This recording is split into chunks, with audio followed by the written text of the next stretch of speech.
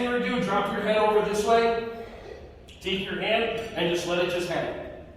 And notice, we're not going to be pulling anything. All I want you to do is just let your arm hang. And then notice gravity and notice all this opening up. Breathe in. Breathe out. Breathe in. Now when you breathe out, this hand, that's point. Go like that, point. And notice how much more openness you get in your neck. Breathe in, breathe out, and then point a little bit more. If you feel like the front of your chest is tight, shoulder, bring your hand back, point like this. If you feel your back is tight back here, take your hand, point it forward. Keep the stretch going in your neck. Okay, and then grab onto your head and lift it up. Nice. Let it drop over the other way.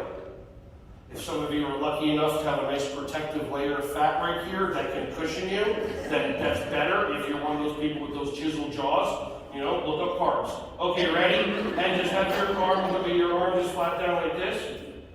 Breathe in, breathe out, and point. And now just hang out. Everyone that fills out an evaluation, you're going to get the bonus handout that includes a video of Raja Yoga, R-A-J-A. Breathe in, breathe out, and point. Stretch more. And the Raja Yoga, it's a yoga class, so the whole entire thing is done on the floor. It's a warm stretching. For those of you, breathe in, breathe out, point.